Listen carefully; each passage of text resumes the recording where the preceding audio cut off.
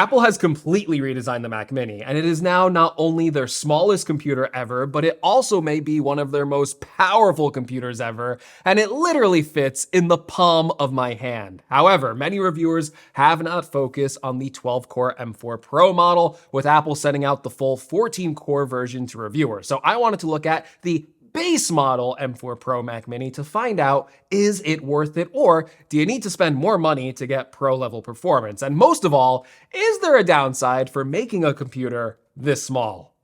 How the hell did they make it this small? Now, before we get into the video, I cannot express how much the channel has been on fire lately. And yes, we are only 40,000 subscribers away from hitting 400,000 subscribers before the end of this year. So before we get into the nitty gritty about this Mac Mini, don't forget to subscribe. And above all else, thank you all to the viewers. I seriously cannot express how much I love making these videos for you.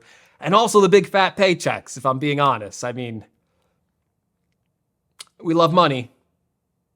We need money. We need money. All right, first of all, before we talk about performance, I have to give my opinion on this new Mac Mini design because this may have taken the top spot as one of my favorite Apple computer designs. I cannot get over how small this computer actually is. It looks more like an Apple TV than it does a full desktop Mac. It takes up so much less space on your desk compared to the previous Mac Mini design, and it looks exactly like a mini version of the Mac Studio. In fact, if you put a Mac Mini right next to the Mac Studio, you can clearly appreciate just how small this desktop design is. Even with the smaller design, you don't really sacrifice on ports. On the M4 Pro version, you get 3 Thunderbolt 5 capable USB-C ports, an HDMI port, an Ethernet jack, as well as the power connector, complete with a braided cable. And just like the Mac Studio, the front of the Mac Mini also has ports now. You can see it has 2 USB-C ports, as well as the 3.5mm headphone jack. Sadly, there is no SD card slot, which I would have liked to see on this computer. And yes, the big controversy on the bottom, you will find a power button. And yeah, people are complaining about this,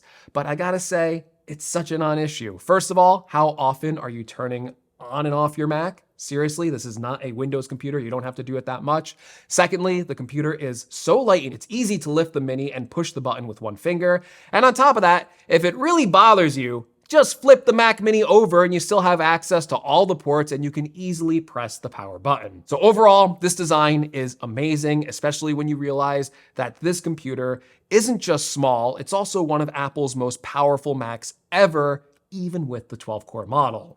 Now, what do you get with this model? Well, you get a 12-core CPU, a 16-core GPU, 24 gigabytes of memory, and a 512 gigabyte drive with write speeds of around 4,000 and read speeds as high as 5,000, all for the pretty reasonable price of $1,400. Now, the question I'm sure you have is, how does this Mac Mini compare to the old one, and how does it perform against the current Mac Studio, and is the optional $200 chip upgrade worth it? Well, if we take a look at the old M2 Pro Mac Mini and the current M2 Max Mac Studio, the same one Apple still sells on its website for $2,000, we can see the improvement is staggering, with a 39% improvement in single-core performance and a 35% increase in multi-core CPU performance. To put this further into perspective on just how powerful the M4 Pro Mac Mini is, it even scores about the same in performance against the M3 Max chip, something the Mac Studio actually doesn't have because it never got updated to the M3 generation, just like the old Mac Mini never got updated to the M3 generation. And using the current M2 Ultra Mac Studio, a $4,000 plus configuration, you're only netting around a 4% loss in multi-core CPU performance over the M2 Ultra. That is insane against this Mac Mini. It is only $1,400. I have to keep reiterating that. Now, while the GPU isn't as good as you might find in a Max model, it is a fantastic comparison compared to the M2 Pro Mac Mini because you get a 30% gain in performance. Again, the M4 Pro is about 22% weaker than the M2 Max's 30-core GPU found in the base Mac Studio. So should you go out and buy that Mac Studio? Well, I don't really think so. Again, you're looking at a $1,400 computer versus a $2,000 computer. And right now, I don't think there's a reason to buy the Mac Studio right now with an older Max chip. The Mini is a much better value overall. Now, you might be wondering, does this $1,400 configuration of the Mac Mini need to be upgraded to the full 14-core M4 Pro chip? Well, in my tests, I don't think it's necessarily worth the extra money. At best, you can see around a 7% improvement in multi-core CPU performance, even with the 2 full extra CPU cores. Although I should note that with that more expensive configuration, you are technically beating out the M2 Ultra Max Studio.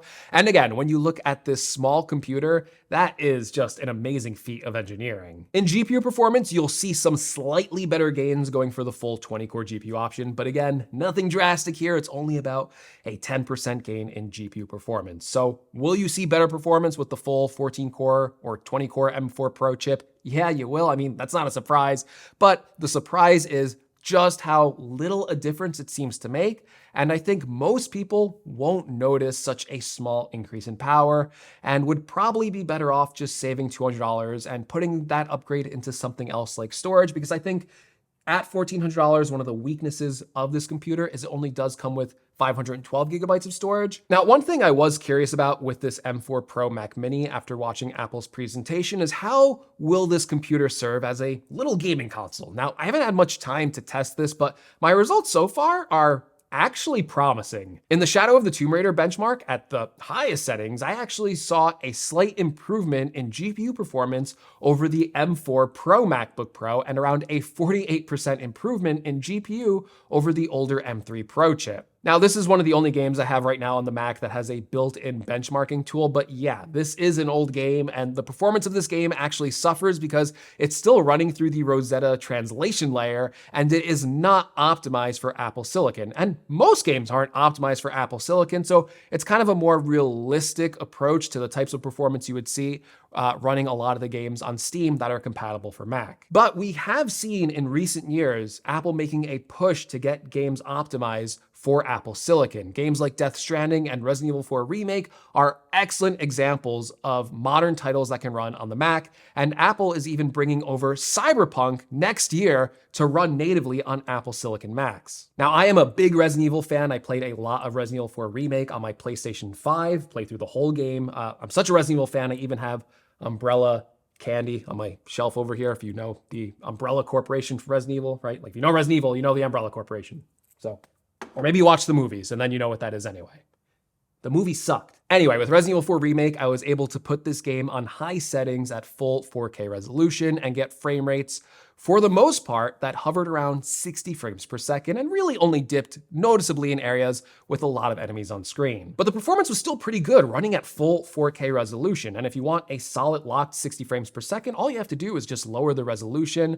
At 1080p, this game was running rock solid at 60 frames per second. And all in all, playing this on the Mac Mini felt very similar in performance and visuals to my PlayStation 5. Now, to be fair to the PS5, it's just a $500 console, and the Mac Mini, it's $1,400. And I am not suggesting you buy a Mac Mini to play games on, especially because game titles that are optimized for the Mac like this are still very few and far between. However, if you're buying this for video editing or a development machine, and your question was, can you play a few games here or there?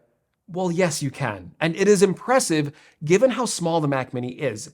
I don't even know how much smaller this is than a PS5, but it is way smaller. And the notion that Macs aren't powerful enough to game is wrong. If the game is optimized for Apple Silicon, it can run, and it can run pretty well. And Apple has a chance here to do much better in the gaming industry with computers like this, and I want to see more investment from Apple getting these high quality ports over to the Mac, because yes, the Mac finally has the power to game. Now, I hope you can tell that so far I have had a pretty positive, glowing review of this new Mac Mini, and you might be wondering, are there any downsides for Apple making such a small, powerful computer?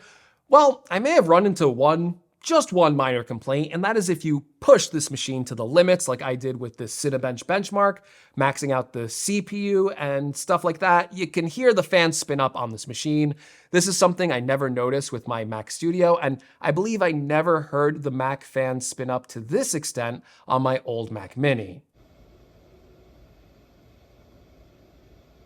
I also notice even louder fan noise on my M4 Pro MacBook Pro running these same tests, so this could have to do less with the size and thermals and more with the heat that is generated by the M4 Pro chip compared to the older chipsets. But again, I stress, I only heard the fan spin up during like an artificial benchmark and with gaming. But overall, the M4 Pro Mac Mini is an insane value. At $1,400, it is well suited for a variety of tasks like coding, photo editing, running AI models, video editing, audio production, or using this as a dedicated live streaming setup, and so much more. Besides all the raw horsepower you are getting with this machine, it is also just so small and versatile. It will fit into any space you have. This is the perfect pro-level computer from Apple for the masses, and I think you would be crazy to buy any of their other standalone desktop options, at least right now. So yeah, buy the M4 Pro Mac Mini, and if you can't afford that, well, I think I should wait for the next video where we're gonna take a look at the $600 model. So make sure you're subscribed to the channel for that video, and if you found this one helpful, give me a like, and I will see you all in the next one.